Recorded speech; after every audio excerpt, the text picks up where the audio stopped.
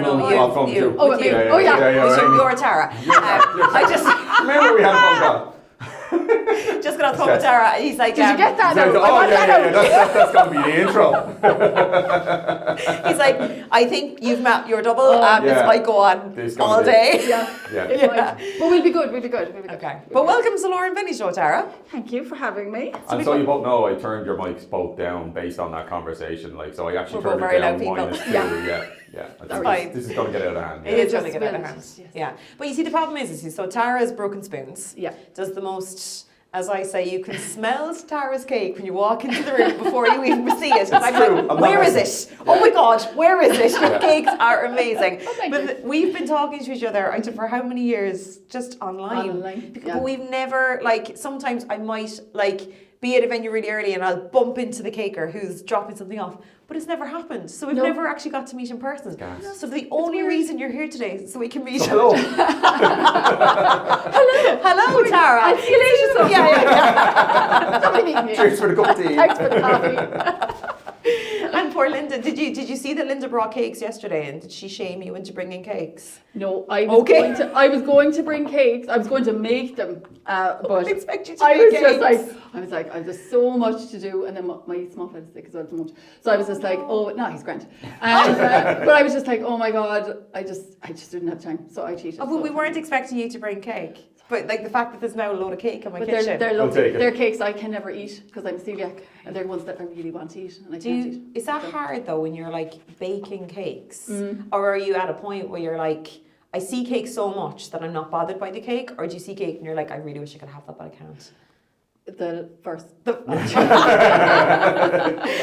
I I prefer things like crumbles and eclairs and stuff. Like I outside of the Okay, cake. yeah. Like white cakes are beautiful and everything like that. Yeah. Okay. It's just because you do them so much that Oh, you yeah. kind of want to do something a little. But it's a bit like that with us when people say to us, like, we'd go on holidays with, say, family or friends or something, and they, did you not bring your cameras? And I'm like, no, I didn't bring my cameras. You have to make that I have a few days off. Yeah. Yes, I will take photographs, but no, I didn't bring the suitcase. Yeah. You're going somewhere epic and you do kind of have to make that choice, like which one is, am I bringing a camera, am I just relying on the phone? And it's kind of, but when you bring a camera, you're when you're on. Yeah. Because I know if it was, yeah. especially with him, I know if the gear was there, he literally wouldn't talk to me for the whole day. He'd just be off doing something. And there is some moments you're like, oh, wouldn't it be great if we had the gear with us? But it's like, but no, be in the moment. It's your, you have to be like, because like I mean, I remember the first time I went on holidays.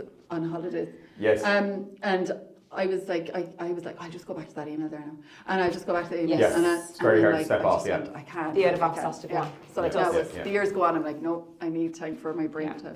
But speaking of baking and kind of like having no time to do it, like I think people may not appreciate like the baking of a wedding cake. It's not just one day or half a day and then it's delivered tomorrow. Like there's so much preparation. The whole week of it takes up such time, doesn't it? It's a huge amount of time. Like a huge amount of time. Yeah. And I think like it is definitely, the time aspect is underestimated hugely. Yeah. Okay.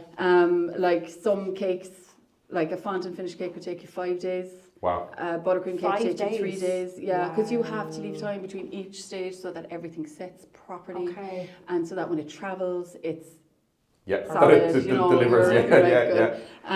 You know, it's not even that. It's like, I think people just think of the baking of it, rather than I am always saying to people, if you ever watch The Great Pottery Throwdown, right? Okay.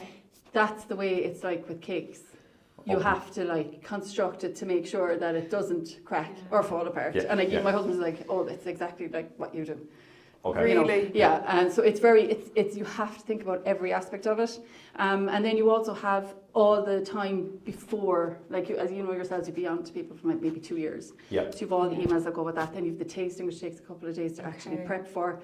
You travel for the tasting. Like I travelled up to Terry Glass up in Tipperary Christmas week with the tasting box for my couple because they were over from the UK for Christmas, and that was it before their wedding. Yeah. Oh my goodness. So that's like just over 2 hours from where I live, and then drive back down again. Yeah, and that doesn't include the actual getting the tasting ready. You know, Could you not just send it up with on post?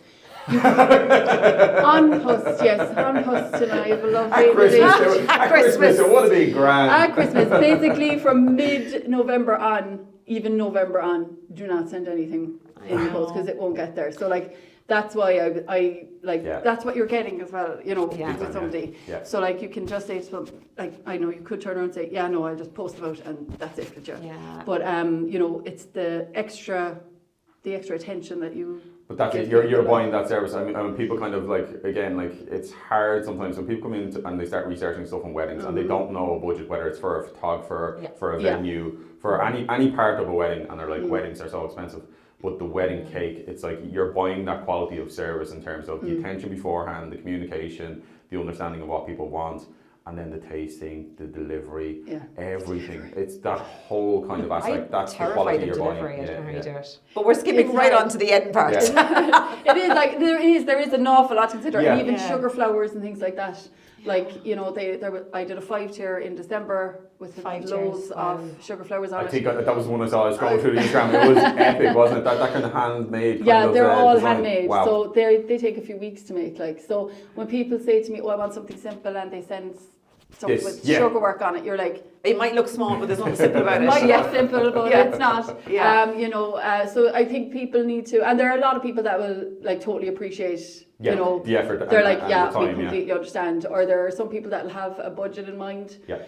Some of them can be fine and normal, and then others can be a bit crazy, like €150 for a 3-tier fondant finished cake. Not happening. You'd be lucky to get a birthday cake nowadays for €150. So like it's kind of, you're kind of going, you know, people, as you say, when they start, they research and then they start to kind of the realization know what's actually involved and things like that. But then we were chatting about this last night, kind of like to give the positive spin on that is like the wedding cake there's such history to having a wedding cake. It's so epic. Like there's so many people who put a photograph of their parents cutting their wedding cake. So like there's that tradition in it. Yeah. And then it is kind of like a centerpiece of a day, isn't it? And it people totally do is. really appreciate it. And even like I don't think I've ever done a wedding album where someone hasn't given me at least a picture of the cake or the cake cutting that goes into their printed album. So like it's like it's almost like you know, there's an aisle walk, there's a cake cutting.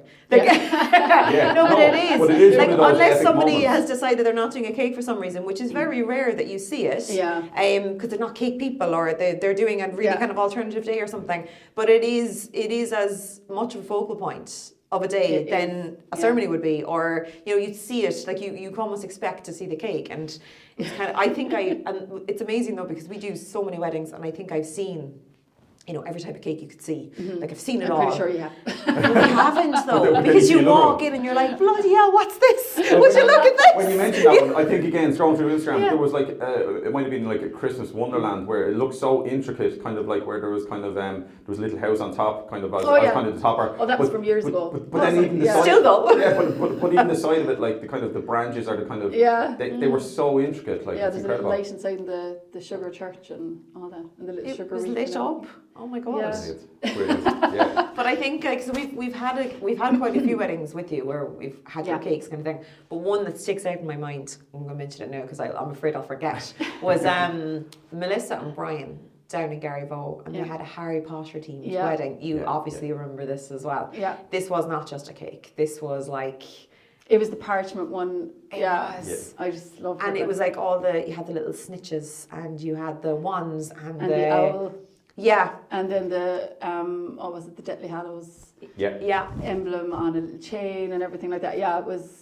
Because I remember them coming in to see it, and like the whole setup of it was just like, it was a little bit like, oh my God, like everyone kind of, usually when you come in, everyone's chatting and they're like, look at the cake and we'll get the cake cutting, and you kind of chat. But I remember that day we walked in and it was like, everybody kind of just stopped, and everybody was like literally looking like, because it was 360. It was like every angle you went to, you were like, oh, but look at that, oh, did you see that there? I was like, I'm here going, where did Tara get the time to put this together? Harry Potter, I love Harry Potter, and they're so different to other cakes, and you can, you know, like, yes, it took an awful lot of time to do all the parchment work, the sugar work to make it look like parchment, and you know, you've got like your snitches made out of sugar, the wands, the map, the Marauders map was all made out of sugar and things like that as well. But like, it's I think because it's so different to what you normally do, you're like, yes, you're excited. It does. And, you know, it starts coming together and you're like,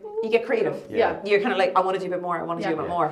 Is there a rough percentage between, say, someone who kind of gets like the standard clean wedding cake that maybe has a hint of kind of decoration on it, and then say the full out kind of I have a theme and I want to design. Is there kind of like a percentage fall between kind of that you see a lot? Yeah, like the majority of people will tend to go, so I'd say like at least 90% of people will go like traditional, the traditional route.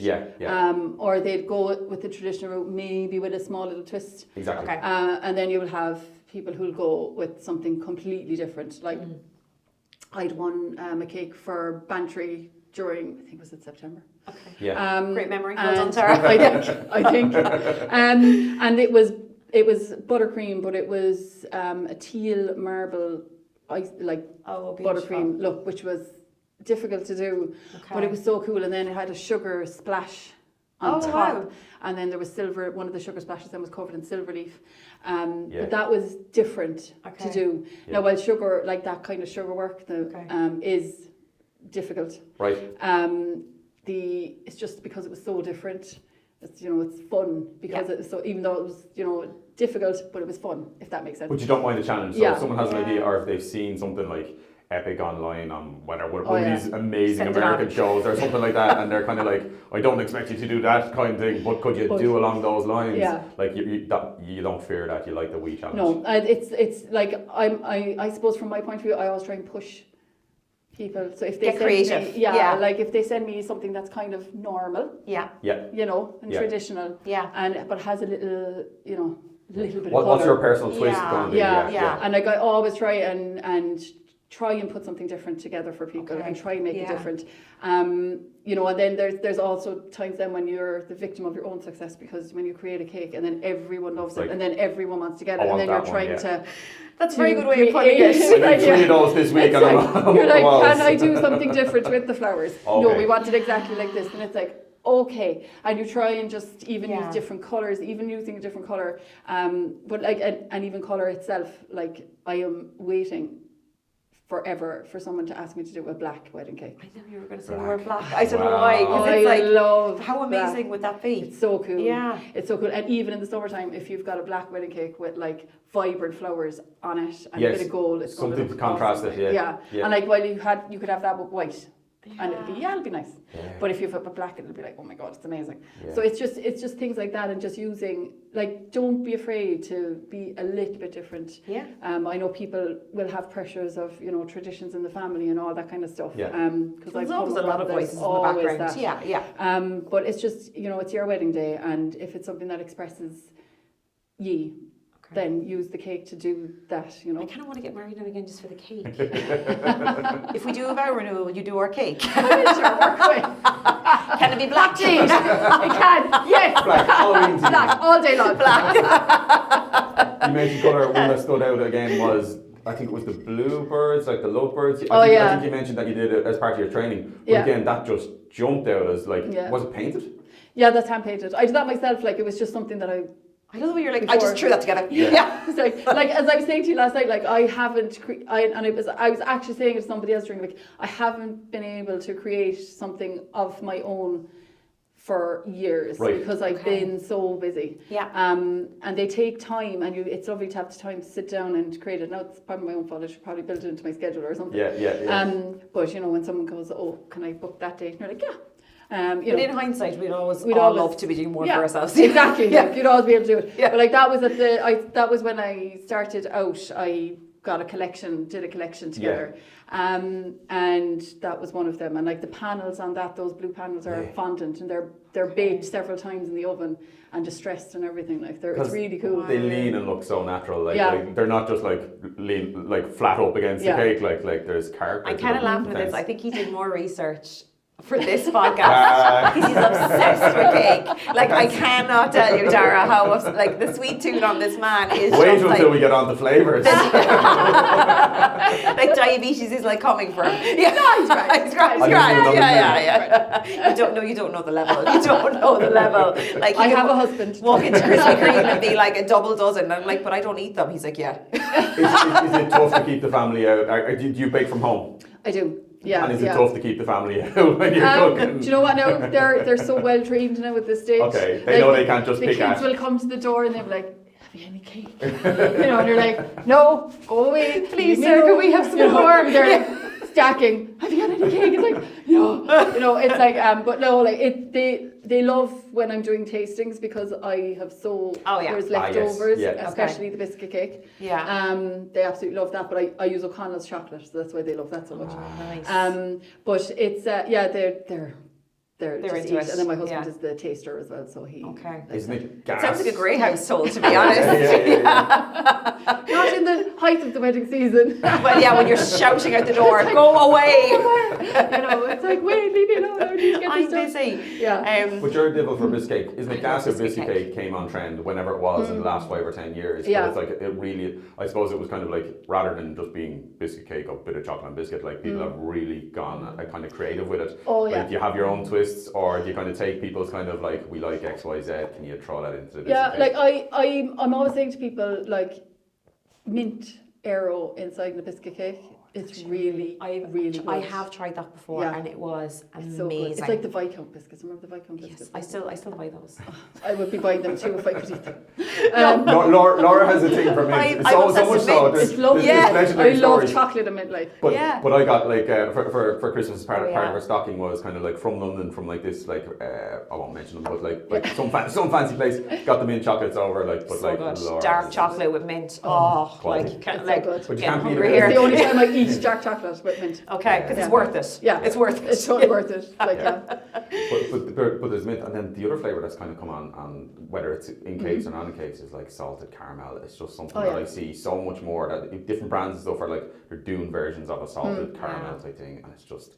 It's something that pops in your mouth or something. Like the mint, it probably just sticks out a little bit. That's but it's I mean, when you have to taste it, it's really difficult. True, actually, really difficult. And then with a bit of Tia Maria in it too, it's been really difficult. Oh yeah. When you're 2 a.m. and you're like, this is where the creativity comes from. It's tasting the Tia Maria mixed with the salted caramel. So people should try identify whether they can see a bit of Tia Maria action in your cake. So like, she was definitely on the Tia Maria that evening trying to get this finished. That's what was wrong. Like Guinness is the other one as well that people love as well, and Bailey's chocolate is the other one that people love. That's true, actually. And I will say, like the caramelized white chocolate. Okay. That I do that for. So that's the chocolate you put. You need a really good quality white chocolate. Yeah. Okay. Again, it's O'Connell's. And write that down. You have to put it in the oven for you roast it for about maybe a half an hour in batches of like 10 minutes. Okay. And then you keep working it until you get the color that you kind of want, and it is so good. My stomach's extra wrong. It's really good, and like that, you put that into the buttercream then to give the buttercream the look of the head of the Guinness, that kind of way. Yeah. So that you have your Guinness cake, and then you have that. That's so good. This must be where the smell is coming from when I walk into the room, because it just sounds like the process to get these, these ingredients to actually work in the way you want them to work. Like it's there's so much to it. It's amazing. And champagne and strawberry is, of course, is a go-to, and lemon white chocolate and raspberry is another one that's really, really popular. That's unreal. And lemon curd, but I make my own lemon curd, so that's why the lemon curd is really good. Wow. Yeah, it's really good. If you do say so yourself. If I do I think you're allowed. I think you're totally allowed. I really love lemon. Yeah. Like my daughter comes in and she's like, when she knows I'm doing lemon curd, she's like, it's like, there's a little bit left in the bowl, and she just takes the bowl and it's gone. Wow. She's dead right though. And the raspberry coulis and all that kind of stuff. They just Where did because you see, obviously you're passionate about your, but you seem like you're a bit like ourselves. You're ultra passionate. Every time you're every ingredient you're talking about, you can tell there's an actual there's a passion behind it, and then you do this and you do this. But where did the passion come from? Where did it start? I was always baking. Even when I was a kid, I was always baking. My mum baked, my nana baked. Okay. My nana was one of those people that would just be able to whip up a soda bread, big massive soda bread in 2 minutes. She didn't have a recipe, she had no measurements, no nothing. Yeah. She'd be able to knead it with one hand. That while kind of talking stuff. and doing yarning. My mom used to do apple tarts and coffee cakes and all those kind of things. And I loved baking. It was just something I used to. I never did home ec in school or anything like that. Yeah. Instead I did honours chemistry for some reason. I did home ec and I can't bake, so There you go. You should have swapped. You should have done honours chemistry. It would have been lovely. I don't know about that. Art was what. No. Yeah, I didn't do art either. Did I probably you should have not? done art because I love drawing as That's well. gas. Yeah. Because of the You would have design done that well. I've seen. I draw, It's yeah. incredible, yeah. It's weird. Like, I mean, sure, I had that cake with the... It's the on my own failure design of where the school system. It They is. didn't see They the should have gone, creativity in you "Why are and you said, doing chemistry?" no, out of there and into there. But Yeah. this is practice. I mean, you've clearly put in like hours and hours and hours, and if Yeah. someone's starting out and they just have a love for it, it's like it's the practice that really kind of gets you to that point. Yeah, you need the time. Like, I never had any training or anything like that. Yeah. It was just something that kind of started. I did my daughter's christening cake. That was the first time I did sugar work. Okay. I thought it was amazing. Of course you did. Looking back now, it wasn't. But That's a But good to thing. me, That it means was- you've like progressed. Like, if you don't progress, I did, then you know, yeah. yeah. If I was still back there, Yeah, I do the same with photographs. I like at the time I was like, that's lovely, and then I look back and go, nothing wrong with it, but like, Jesus, it could have been better. Could have been better. You know? Like, that could have been done better. You're always know. progressing. Yeah, and you're always kind of thinking like that, and it just kind of progressed from there. And then people started asking me to do cakes to them, and then as time went on, then I kind of thought about doing my own business then, and that's what it is. And I did the PME Knightsbridge course then up in Cork, in Brennan's in Cork, and that's it. And then 90% Kind of just polished off your practical experience with kind of like that was in decorating kind of ice It or, was, so you've a module for royal icing. Yeah. Royal icing, and people know this who do cake, royal icing is crazy hard. Okay. It's really difficult, and it is an art form in itself. Is that kind of the more traditional icing? It is the more traditional icing, but when you look at what can be done with it, like it's crazy. It's incredible, isn't it? It's like, is it even icing anymore? They can build it. Yeah, it's like they can nearly build structures with it. It's insane. And then you've got like your fondant module, and then you have your sugar flour module, and then basically that was it. And then from, I'd say 90% of what I do is self-taught and through trial and error and all that kind of stuff. Like, you know. But it sounds like it's in your blood. Yeah, and I think a lot of people are self-taught, and it kind of, I think they stand out because it's kind of like sometimes nothing wrong with, you know, going to college and doing courses, and everyone has their different paths of getting somewhere. But I find when people are self-taught, it's kind of like there's no influence as to it has to be done this way. It has to look a certain way. You kind of put your own spin and creativity on it, and it screams, this is different, this is unique, this is talent, this is raw talent in a sense. The cake. I can smell the cake. Tara's here somewhere. Where is she? Oh God! I'm like Santa You do know she's just around the corner with a fan, like going, must get a bit of marketing off That's Laura what I do now. Laura's in the background going, And then you work from home, like just to give people reassurance as well. You probably have to go through all sorts of food safety kind of tests and certs and whatever. That's all covered off. Like if you're doing it from home, you can't obviously use your home fridge. You can't just crack on and I'll just chuck the cake in there with the lasagna from last night. You can't do that. Okay. So you have to have a separate fridge. You have to have a sink, but you have to have 2 separate sinks. You have to have an area where you keep your food, all your supplies and things like that. Yeah. They all have to be encased in like airtight containers and all that kind of stuff. I keep nuts and all that kind of thing at the very bottom, kind of middle, second last shelf, because I have allergies and things like that. Yeah. Obviously, gluten-free stuff needs to be kept in a completely different cupboard. Okay. And you have to have your certs, like, so you'd have to have pest control in place. You have to have your like, I have a little, you know, those blue like kind of zappers. oh yes, keep the flies away. I was there when I was there kind of going, I have to have one of them. I was there thinking, that's going to look lovely in my kitchen. But you can actually get a and nice I hate the little neat noise they make when the Well, thankfully mine doesn't make a noise. And you wouldn't even know it was a zapper. Okay. In Ireland, it's not going to get much use. No, true. You think that. Right. Depends the time of the year. It has to be on pretty much all the time when you're working and things, and it's on all the time during the summer. Yeah. Even from late spring on. But like, you have to have all of those things in place. I never even thought of that. Oh yeah, you do. Yeah. You have to have your HACCP certification. Yeah. Okay. Like if you're doing, I do gluten-free cakes as well. Okay. So I had to send samples off to a lab to get tested to make sure that they were gluten-free, Very good, and then the letter came back from the HSE that saying yes, you know, these samples were gluten-free, so you're okay to can do that. And then obviously if your visits from the EHO and things like that. That's actually a lot too, isn't it? And then you have your temperature controls on your fridge. Yeah. Just to add to the few things you have to do in the log day. everything you buy to make sure that you can keep track of. Trace is huge, isn't it? Yeah. So every single Do you thing. sleep?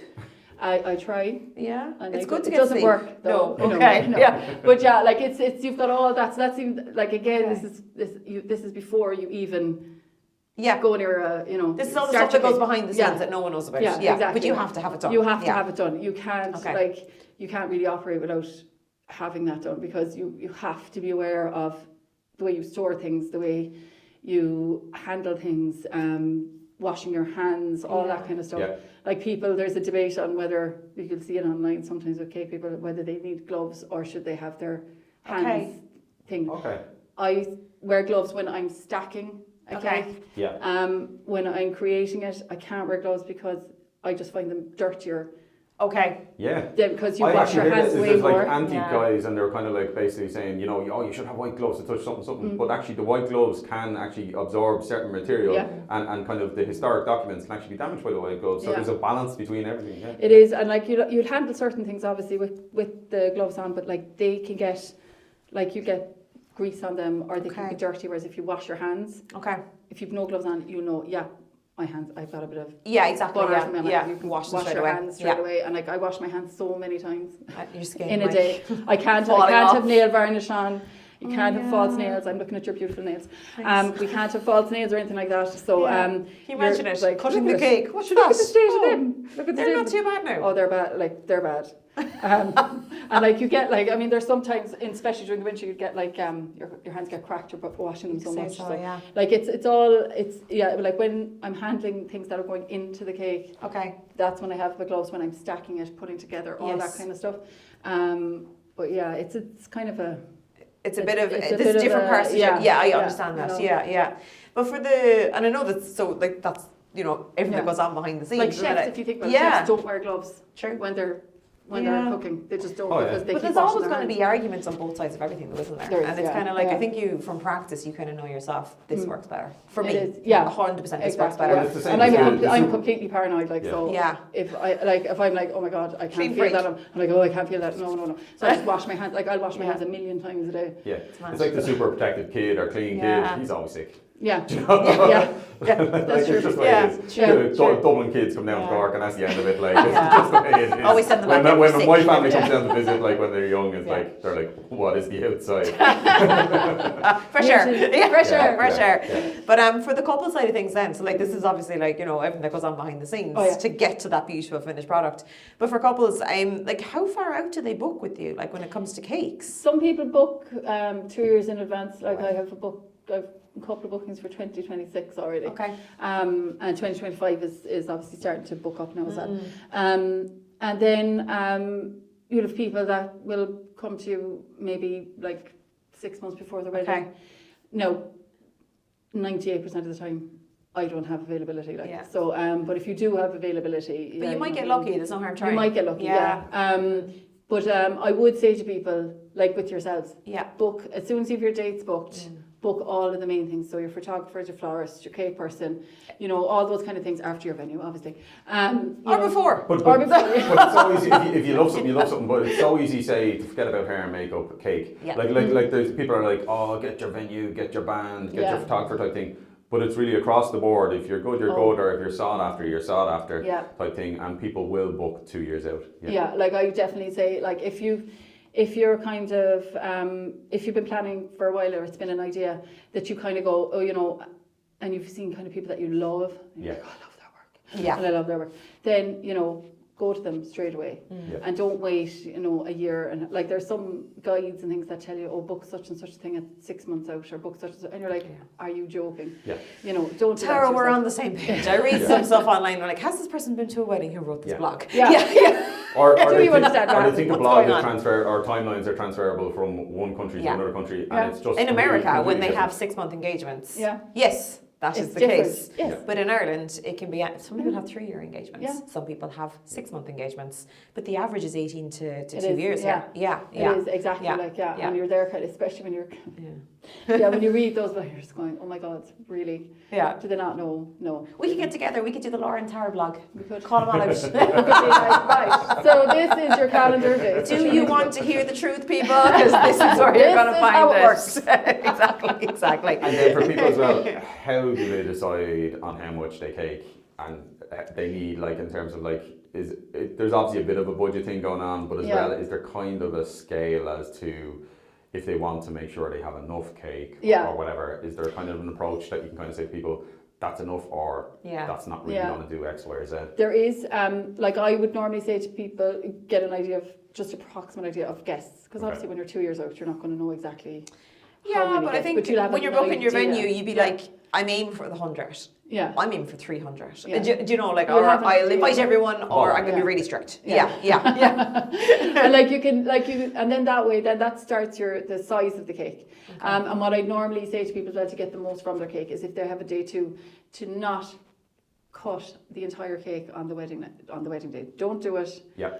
It'll just go to waste. And if you have a day two, you can it's actually on day two where it'll be eaten properly and everyone will be able to enjoy it more.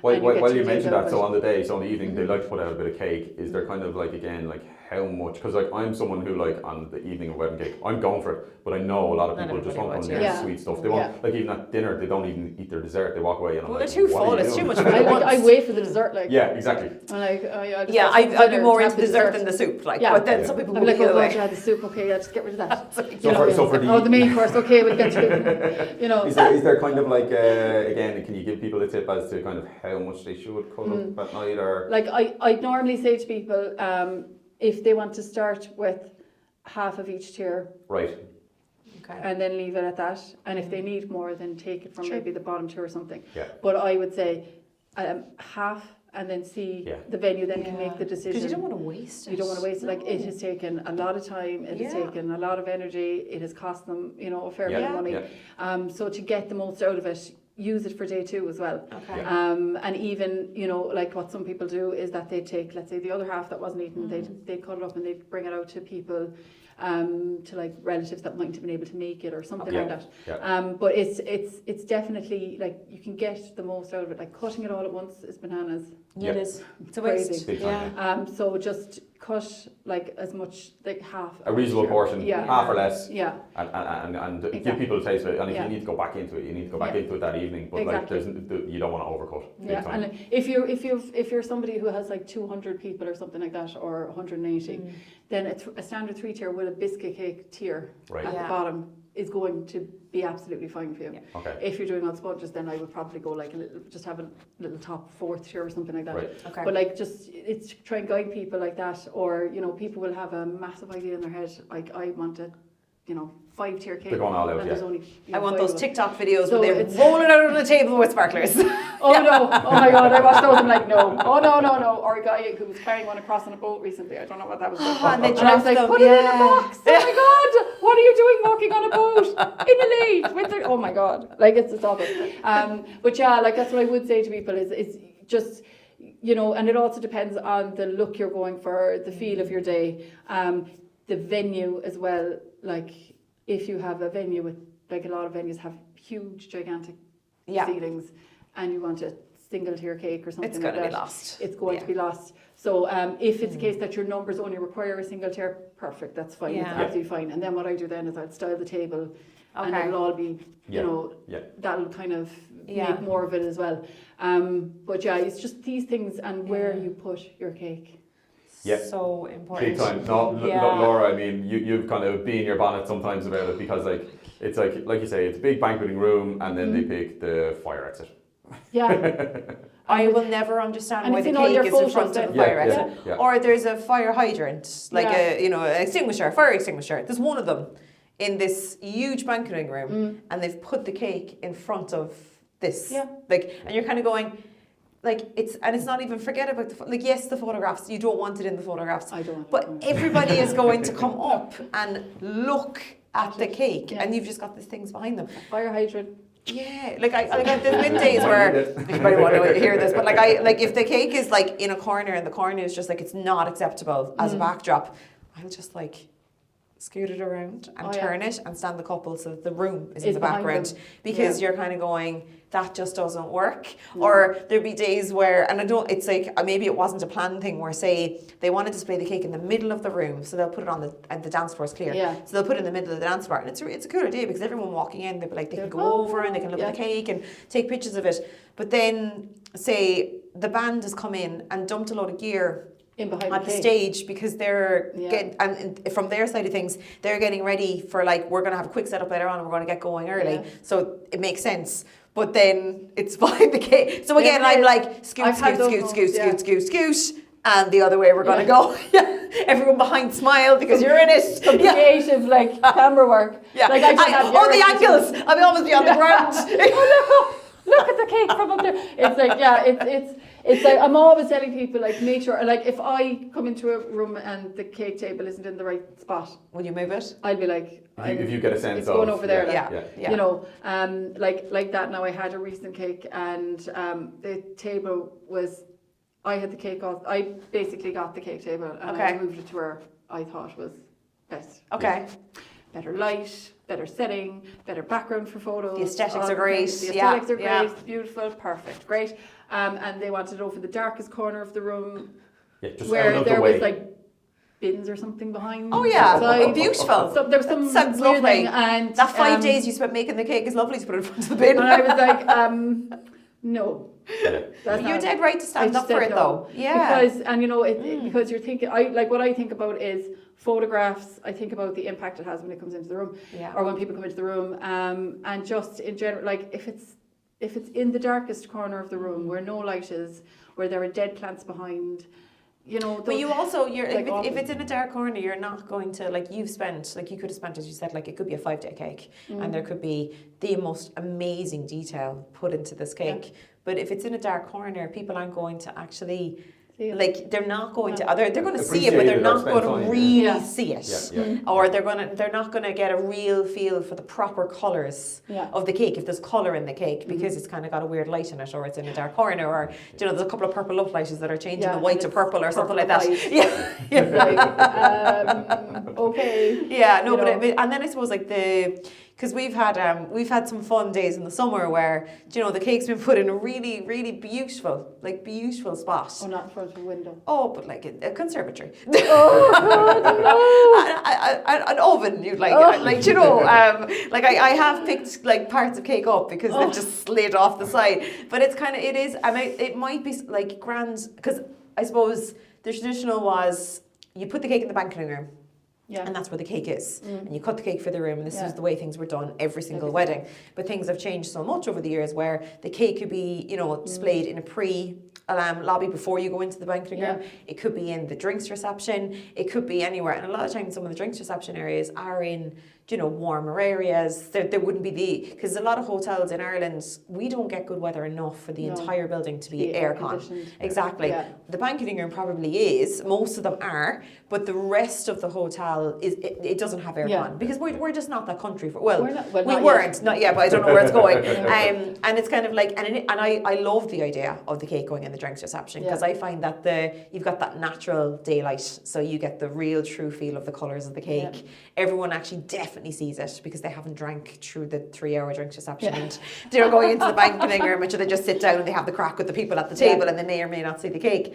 But it does, like, putting it into, you know, as you said, like in front of a window or in a glass conservatory, and I'm talking about summertime, like if it's the winter and it's cold outside, it doesn't make a difference. Yeah. Like if I go into a venue and I know where it's going to be set up, I know where the cake's going to be set up. Yeah, that's where it's always set up. Okay. And you know, if it's in the summertime and there are big massive windows behind and the sun, I know the direction of the sun. Yeah. I will, and if there are curtains there, I'll pull the curtains. Yeah. And I'll tell them, don't open the curtains until you need to. They just come in before they come in. Yeah. You know, because you just kind of have to, or else I pull the table. Yeah. I pull the table out away from the actual sun hitting it. Yeah. And I try and gauge where the light is going to be. This was the honest chemistry. She was a science teacher. Oh yeah, that's right. That's what it was. Yeah. She comes in with a load of tools. I can tell where the sun rings are going to go. I do come in with the kitchen sink though, to be fair. I'd say a lot of venues are going to be going, what is she bringing to my plate? bags, mom bags. I've got my orange bag, my bright orange bag, which is all my little tools and things like that. And but that's experience though. That's knowing that if I go somewhere and something needs to be fixed or done, I need to have all of this in the car so that it's not a case of I'm going to the lobby in the venue going, you wouldn't happen to have. So that I can, No, it's like I've been to weddings before, and like people are like, oh my god, we've forgotten this candle and that candle, and I reach into the bag and I'm like, I've got beige candles, I've got gold candles, I've got black candles, I've got cream candles. I love it. You know, it's just like it's like Mary Poppins, or Santa Claus. That like I really do like to be Santa Claus. I just want to get in. Set everything now because the setup can take 2 hours at least. Wow. Okay.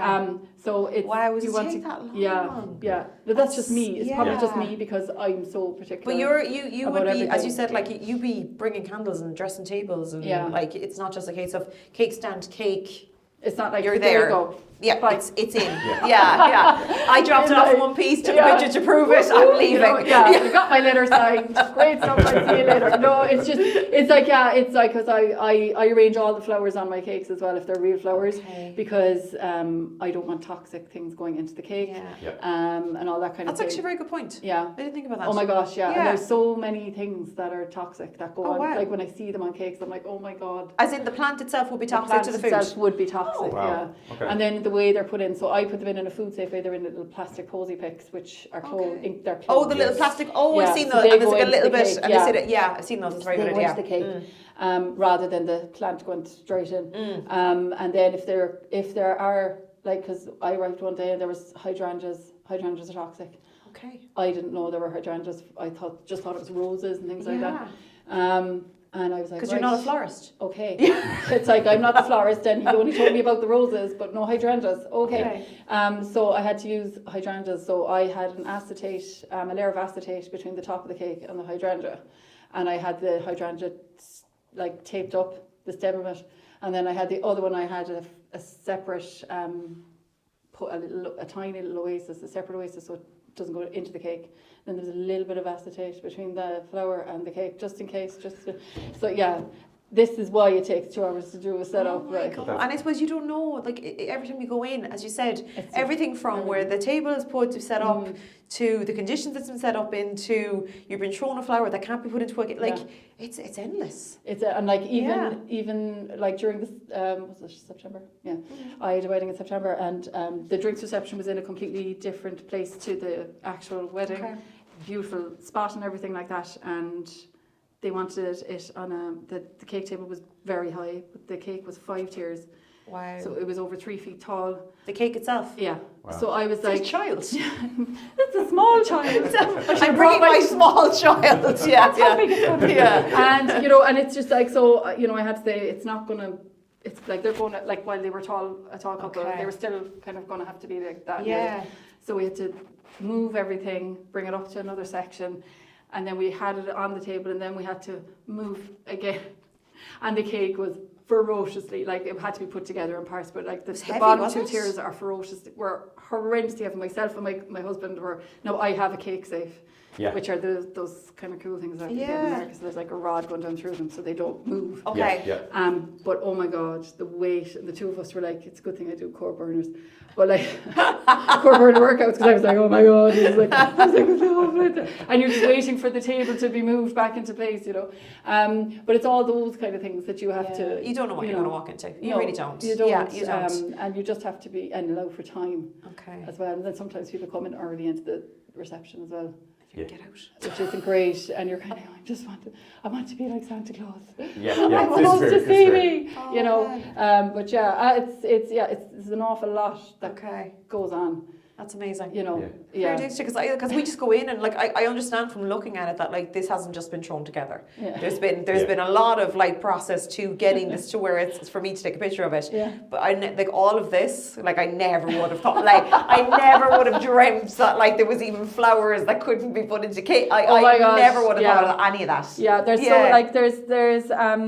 like I do envy the cake people that just work solely with sugar flowers and not real flowers. But obviously they cost... It's beautiful to have the real flowers. They are, but I suppose with the beauty with sugar flowers is they'll last forever. True. And as well as that, you can make... It doesn't matter what season it is. But at the same time, they cost a ton of money because they take so long to make. And they're like, each petal is done by hand. They're all wired separately. Then they're all taped up. Then they all have to be put together separately and tied up separately. And there's an awful lot of work in them, like, you know. So there's a huge amount of work done in them. So, you know, I do understand why people want to go with fresh flour with them, because they're not, it's not that they're cheaper, but they're a better option in terms of cost. But it is more cost effective, I suppose. You're not sitting there making the flour by hand. No, that's totally it. But so like it is, and you just have to be aware of what you're putting on the cake. Like baby's breath is toxic. Wow. People get allergic reactions all the time. All the time. And like there's one florist that I know, and her hands come out in a rash with baby's breath because of the toxicity of it. Wow. And there's like the hydrangeas again are toxic, ferns are toxic, all those kind of things. They're all, and then I see ferns pressed in to. I'm going to be going around now going, oh my God, Benny, like, look at that. Take that off. Do you know? But like again, it all kind of.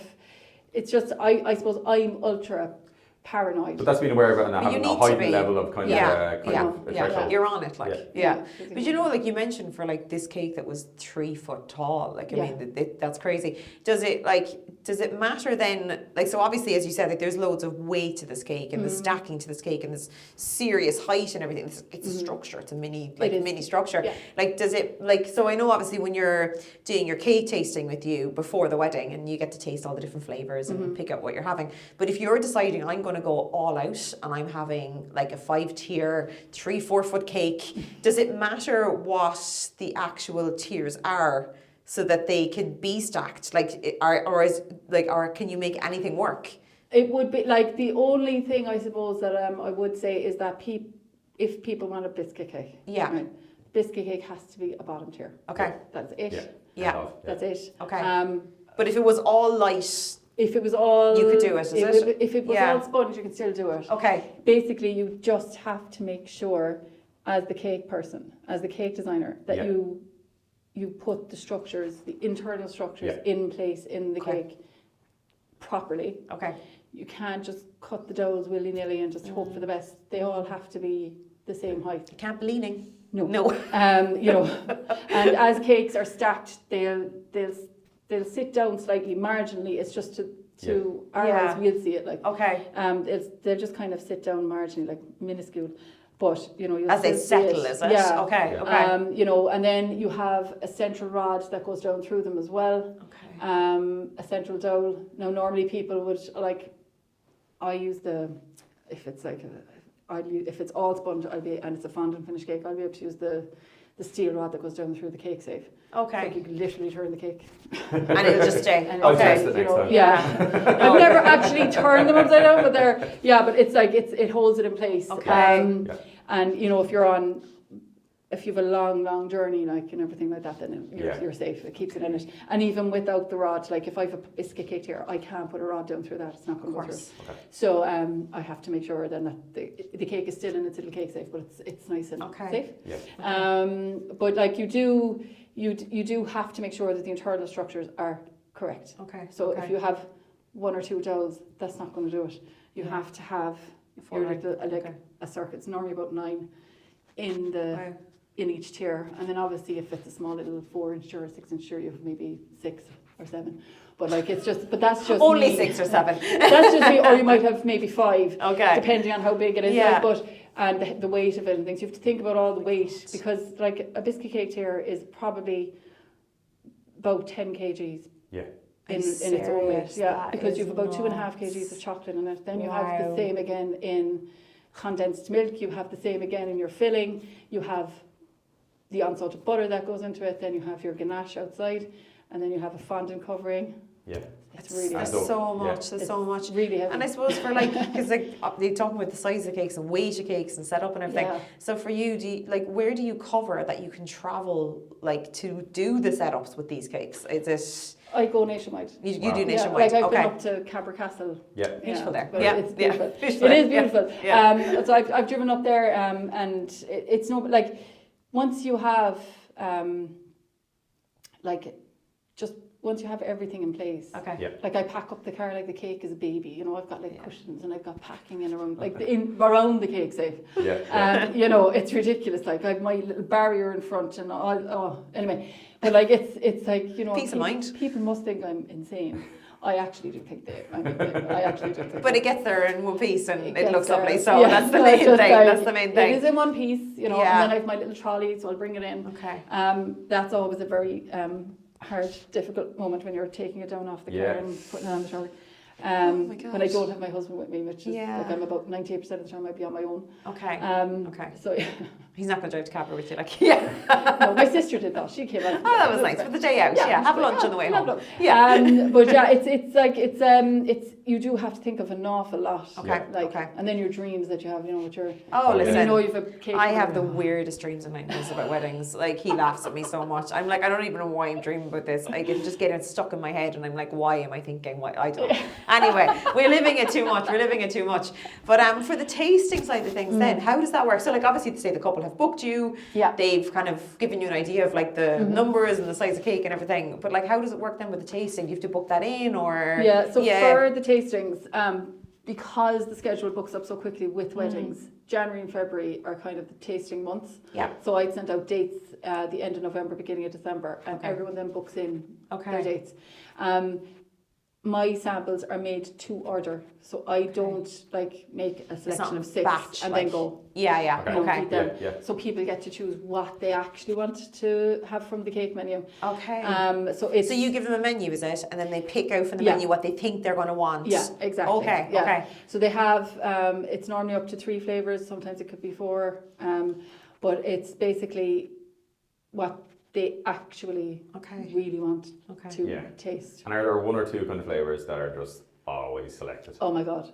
Like the lemon white chocolate and raspberry, biscuit cake, champagne and strawberry, lemon curd to some extent is waning a little bit. Okay.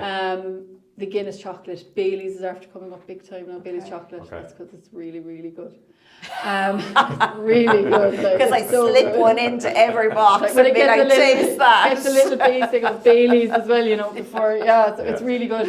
But they would be the kind of the main ones. I'm probably forgetting something else now.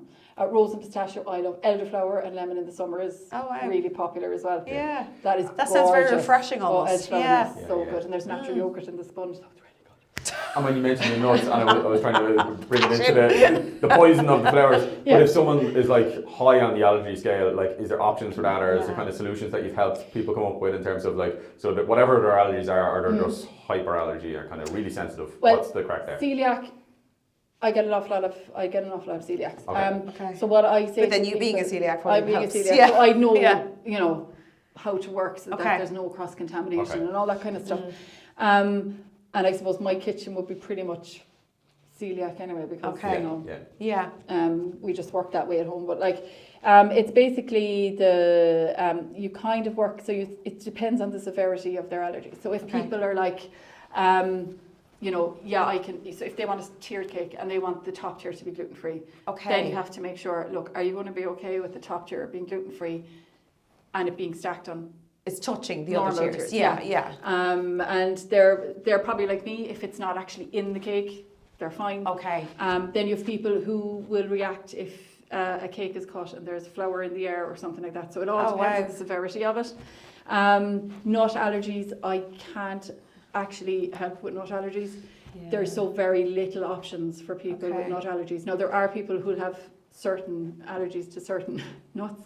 So so that they're more allergic to nuts, some nuts and other nuts. Peanuts, but they'd be able to eat every other thing. Yeah. Or Brazilian nuts, but they'd be able to eat hazelnuts, no problem. Or else there you'll have people that will. I had a bride last year and she was completely allergic to pretty much every nut. So again, I warned her, I said, my kitchen is not a nut-free environment. Yeah. And she was saying once they're just not in it. Okay. Again. But if there's traces, if there's traces from the air, or she's okay. Like when we did the tasting, I was just like, are you okay?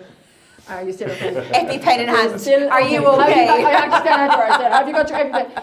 And she's like, no, it's okay, I'm fine, fine. Unless you actually physically ingest them. Okay. But again, it depends. So if there's, let's say, a cake with nuts in it, Like I had one couple who forgot to tell me that the groom had a nut allergy and forgot. Yeah, people just kind of I suppose in the moment forget, you're like they're just like, oh, it's going to be like, this oh, colour and it's going to be this big. If you haven't picked nuts as a part of our cake, they just presume, sure, there wouldn't be. Yeah, it's like toffee apple is on it, like it. Okay. But there's hazelnuts in the toffee apple. Okay. So and like when I sent on the Flavours to them because they were up the country, I had contains hazelnuts and contains nuts. So you have to label all the boxes as well to make sure that the allergens are on it and all that kind of stuff. Okay.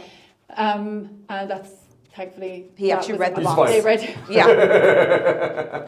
And I was like, oh, and she was like, thank God you had the stickers on it, you know. But like people just tend to forget. But you're so busy and you're doing so many things that these things are you don't mean not to tell the person, or you think you thought them or told them and you didn't. Like, but so it's you have to think about it.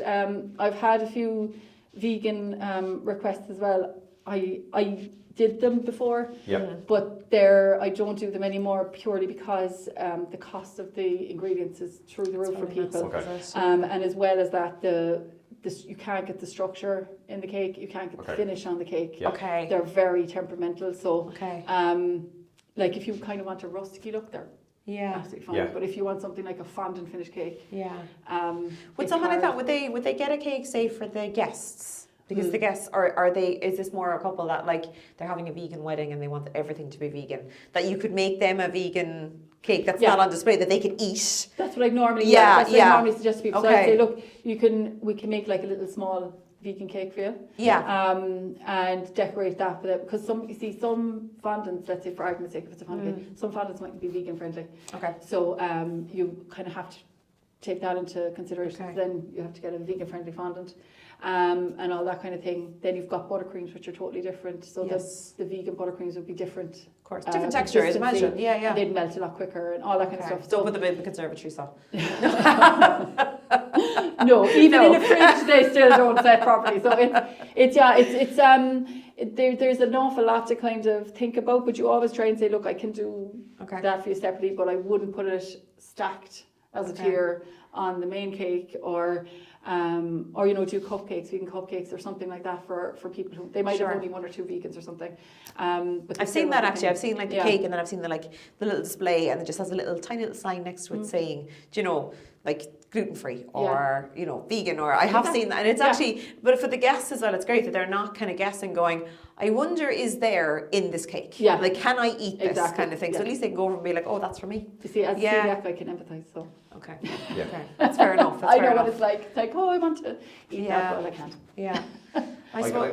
You could talk for hours on cakes, hours and hours, right? So we're going to come back to cake in a second and kind of do a crash course for people and kind of like really kind of like quick fire questions. So very serious. I'm warning you, Laura. Like, this is going to be quick, okay? Right? This is not a kind of restart the conversation 6 times. Buzz around. But I want to give you a shout out because you're mentioning that you're a soprano, and I was googling sopranos and said, what's a soprano in a choir? And I was like, wow. So you were in the Munster choir and kind of used to be a singer, but you at some point, similar to Laura, you kind of had to make a choice. It's weddings or this. And it's really, sometimes it makes me a little sad. Do you miss it? I do. Yeah, because I've been singing since I was a child. So I was in the National Children's Choir. Wow. I was in the choir in school, and I was a soloist in school. And then obviously grown up life comes along. And then I decided I'd join the Munster Rugby Choir because I love rugby, and Munster Rugby were looking for a choir. I love singing. And rugby's great, so brilliant. I love singing, great stuff. And we got to perform with like Cara O'Sullivan, and she actually came to our rehearsals a few times as well to give us pointers and everything, which is amazing. And the Celtic Tenors in the Opera House and on the Late Late Show, and we were in Prague and the Irish Embassy and everything. Brilliant. So it was brilliant, as well as all of the, don't get me wrong, as well as all of the matches. I happen to get tickets too. Those matches, like the first match we ever performed at was the All Blacks and Munster game. Wow. Oh my God, that's amazing. And, oh my God, it was insane that night. And it was brilliant. It was really, really good. It's something I really miss. So here you go. Here's the thing though, Tara, right? Do you know the way that people get extra entertainment at weddings? Oh yeah. You could be the singing cake maker. Oh. Funny Oh, go on. You're going to tell me you're going to do that. But it's like the lads come in as chefs or guards or whatever. You could come in, you could genuinely be the baker. I'm here anyway, so I'm just going to come in and entertain. I'm cleaning up my iPhone because my iPhone's like, your storage is nearly full. Yeah. And I was like going through the videos, of different cake setups and stuff like that. And there's actually one of me singing Whitney Houston while I'm like taking the video of the cake. But I'm trying to like keep it down, but all I want to do is just like belt it out, but I can't. This is social media like gold. You need to just go in, I was like, when I put set up a phone, and when you're putting the finishing touches to the cake, just belt out a song, and then you can send it to the couple as a gift. You're on your own in the room for a while, and then they've got music playing, and they're like, I'd be like, from now on, I'd be like, I can smell and hear Tara. Yeah, somewhere. I'm She's here, somewhere. Yeah. That's brilliant. Oh, That's it's really brilliant. cool. Like, no, it is. Like I love singing. Like I really do. Like my kids. It's so hard though to find time to do everything, isn't it? Yeah. Yeah, it's so difficult, and it was such a hard choice to make. But like, you can't commit the time to rehearsals. You can't commit the time, like in the case of the Munster Fair, you can't commit the time to match days. Yeah. I know I used to be up in Thomond Park almost every weekend. And you just can't do it, like, because I had horses and used to show jump and everything, and it was kind of a case of had to sell them all. Off they go. Sell the babies, but they're fine. Choose one or the other. With weddings though, it's 7 days a week. It is 7 days a week. Yeah. It's like it's not. Bar that week, you put in like you plan 2 years. In 2 years' time, Benny, we're going to take a week off. Yeah. I said to my husband the other day, what holidays do you want to take next year? He was like, what? Yeah. I was like, I have to start doing this. Like, we've had to start doing it for 2 years out. Particularly with the kids. Yeah, don't forget, big like, birthdays. Stop. My daughter's putting the guilt trip on me at the moment. She's like, can you make these for me? The cupcakes like that you want. Yeah. And I was like, if I can find the time. I can't. I have a wedding that week, They get all the leftovers. They're absolutely fine. I literally, I have no sympathy at all. I'm the exact same as you. I'm like, Amy, you'd be lucky if you get a birthday. Yeah. They get to eat gluten. They're absolutely fine. They get half chocolate. I'm sure now they're at home licking spoons and bowls all day long. Yeah, they do. Like they're like my little cleaners. I'm like, do you want to? They come in and they're at the door waiting. Is there any cake batter we can eat? Just stop. So it's like they love when there's Guinness cake especially. Okay, because they're fond of Guinness cake. It is really good. Okay. But it's just. Yeah, That's life. Sometimes you have to make choices. And sure, like you never know. You might get back to it at some stage. Yeah. At some stage down the line. You never know. Life can have loads of things in store. Maybe another few years. Yeah. When the voices are great. So what was ready for the big finish? Go for the finish. Because there's so many different types of cakes. Even I, who love cakes, don't know what the names of the different cakes are. So like there's like naked cakes, and there's like the chocolate shell cake on the outside, and then there's icing, and there's like a hint of the cake, and then there's icing with it's totally covered. Loves cakes. And then there's so many different. Benny, I think you were missing your products. He'd eat them all, Tara. Nobody would get the cake. Wouldn't be good at selling them. No. But if someone's starting out and kind of like if you were to shout out the different kind of names of the types of cakes and what they are roughly, can you give them kind of a high level overview of kind of different options and kind of what are people up to? It's like the main kind of ones. So the naked cakes, which are they're just the sponges with the filling in between. You can see all. Is that like that? That's not yours now. But that's semi-naked. That's semi-naked. Okay. So the naked cakes, I haven't done one in I'd say about I don't know how many years. Oh, you can actually see the sponge. I know what you mean. Sponge, yeah, you can see the filling. Yeah. Sometimes they're fruity, kind of more kind of the. And you can see fruits and all that kind of stuff. I haven't done one of them in forever. Okay. They're kind of gone by the wayside now. Semi-naked is still one of people's favourites. Oh, look at Katrina Brett. Yeah. And actually that cake was gorgeous. That was in Jacob's the Mall, and the colours that were beautiful on that cake. Yeah. What kind of cake was that then? That was full buttercream finish. Full buttercream. Yeah. Okay. So that had all the textured colours to match the flowers and all that kind of stuff. So then this one here would be semi-naked, where you can just kind of see the sponges. Okay. That is still ridiculously popular. Okay. Yeah, we see probably that the most, to be honest. Yeah. And like what I'd always try and do with that, because it's so popular, like try and arrange flowers differently. Okay. Just try and use colours in the flowers and stuff like that, just to make it a little bit different. Which is actually why Katrina and Brian's was so great, because their flowers were so different. Flowers are unreal that day. Amazing. The reds and the oranges were just like from awesome. Oh my god, the flowers were amazing. Yeah. And then you've got your full buttercream finish, which gives you more scope for design and stuff like that in terms of including like colour and things like that. Okay. So you can add textures, you can have wrap finish, you can have contour finish, so you know that one with all the ridges that you see all them. Okay, yeah. And then there's the wrap one, which I did a number of years ago, and then everyone kind of wants it now. So it's kind of like Meghan and Harry's one, Yeah. And then you've got. So it's funny with the royal cakes, though, isn't it? It's like someone does a royal cake, they put up an Instagram page, and then it's like you see versions of it throughout the next 2 years. Hang on there now. It's like my bread still hasn't died out yet. Yeah. But like and you've got like with the buttercream then as well. You can use you can have your smart, your nice clean finish. You can have your textured finish. You can have your deckled edge. You can have loads of different ways. You can have the marble finish, which was completely different as well, which again is amazing to use and has impact. And please, people, use colour. That probably brings to mind whereby... and there's a song coming. Very rare. I saw some of the cakes were square base, and you just don't normally see it, or I don't see it very frequently, but it stood out, the square base, and then there was colour in the base, say, and then the top might be a bit more plain. Yeah, like the square, like with the square, like you can use it for in the full buttercream finish as well. Okay. But fondant finish is the one then where that would be the most expensive because it has the most scope for design. You can do so much with it. Okay. Like you can use wafer paper with it. You can use wafer paper flowers. You can do sugar flowers. You can have sugar work. You can have sugar paste. You can There's like a million things you can do with the fondant. And again, use colour. But again, if you're using something if you want an all white cake, I would suggest using some kind of texture on it. So if you use a fondant, use like the ruffles and things like that. So it actually stands out, is that? Yeah, so you can see there's like a different variation of it, or like one I did for Kilshane House a number of months ago was all white. They had a square bottom tier. The square tiers take way more time as well. Than round tiers. And that had all like kind of a contemporary feel, which was really cool. And then I had like almost like a sculpture kind of look to it. And then there was wafer paper fans and wafer paper details. I think I saw pictures of that actually. So it was really cool when you're doing that, and that's when I love doing. If someone is going for all white, goes for something like cool. And kind of different and stuff like that. But it's the fondant would be the most expensive one. And if when you go with I'm looking for something simple. You need to really look at what you're looking at, because it's and I'll go back to people and I say, well, this takes this amount of time. Or like if you want hand painting, like I did a Mexican cake a few years ago, and that Mexican cake.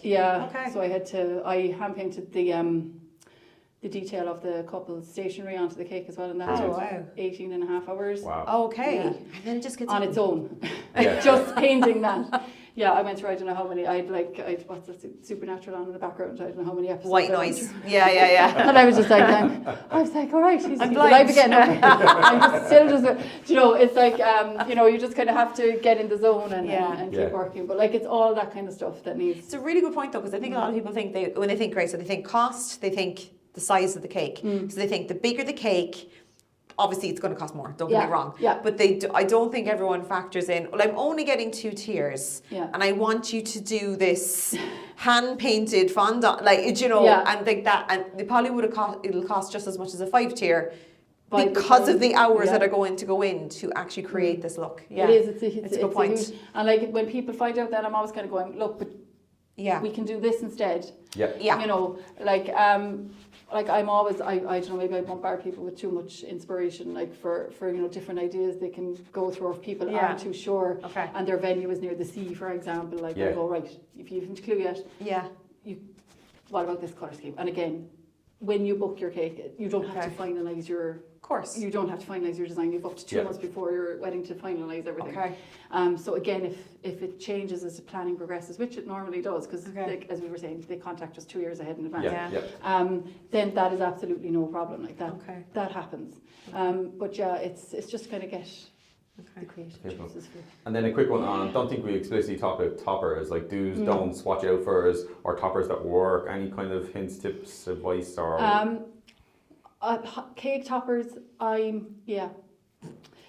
You're a huge fan by the sounds of it. I like the ones that so like the mirrored gold ones, when they are used, they're lovely. Or like lovely script with the names and things like that. Toppers I'm not a fan of are the people The toppers. Oh, was in the molds, like as in they look like the person. Yeah. I used to create those before from sugar. Okay.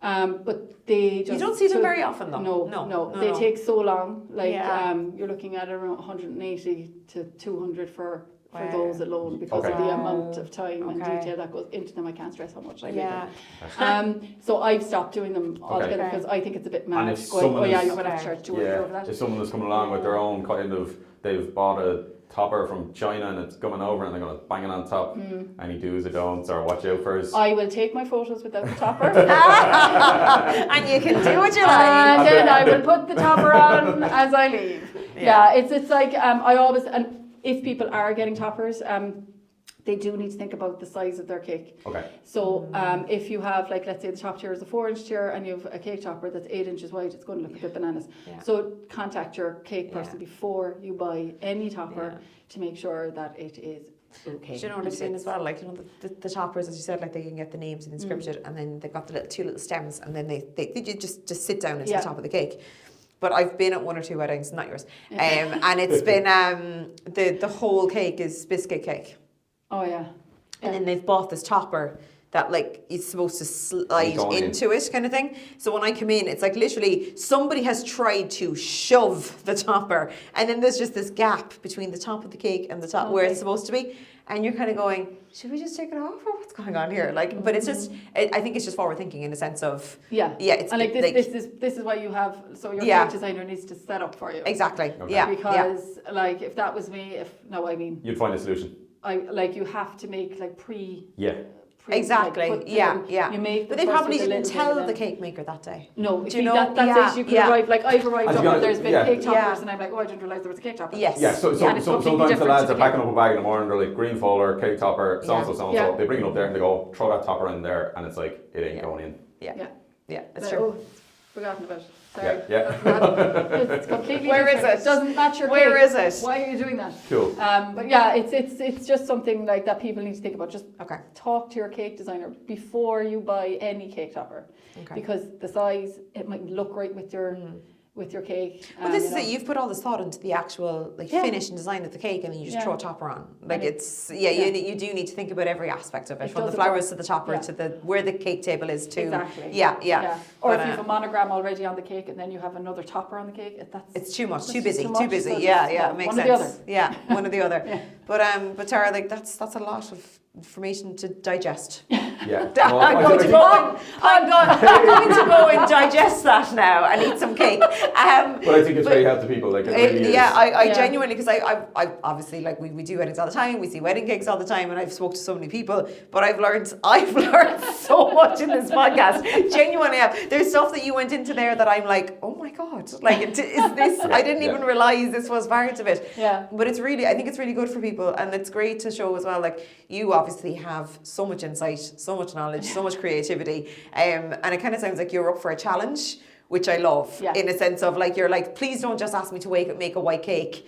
Let's get a bit of colour into it. Let's get a bit of like creativity. Let's make this amazing kind of thing. But like you obviously, like you can spend as much as you want on it, but you don't need to spend a fortune either. You can get creative like on a budget. I mean, I will say I'm not exactly the cheapest of people because of all the work that goes in. But you get what you pay for. You get what you pay for. And like it's just like, I suppose people, if they listen to the cake designer as well, and like the cake designer has to listen to their customer, to their client as well.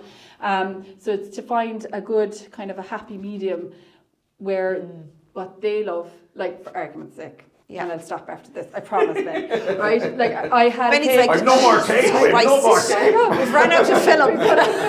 I suppose. That's how you go have lunch. I'll be back in a while.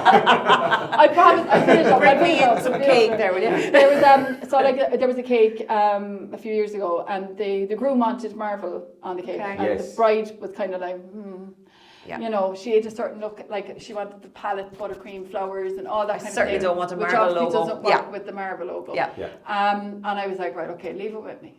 And I said, right, we can do the cake, the main cake itself, because they were getting cupcakes and things like that. Sure. So I said, do the main cake. And then I said, if your other half is happy, we can do cupcakes with marble fondant cake toppers, right? Yeah. Now, that sounds like a baby's birth party or child's birth party, right? But he's happy. I said, what we can do is so that it works with the cake is that I'll hand paint them on in gold. So they'll be on white and gold. So they'll have like the Black Panther logo, all those kind of things on it, right? So they were all on it in gold, right? So you'd have to do it twice. They would match up rather than being kind of like big red.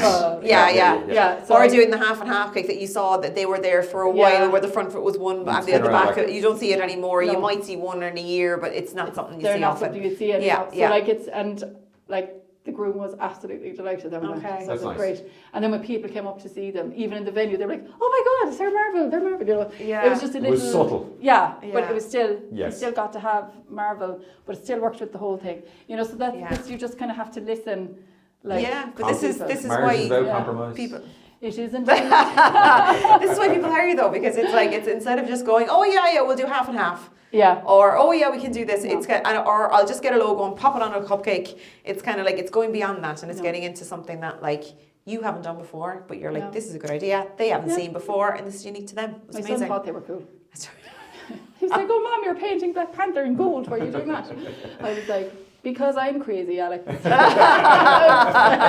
am crazy. And once I get something in my head. But Tara, thanks so much for all the information and coming in. Having me, guys. We actually get to meet you in person, which was lovely. Yeah. And the pooch as well. And the pooch. You can't see her, but she's really still there. She is sleeping through these podcasts, so I'm hopefully it stays that way. She's saving her energy for later on. Oh, don't.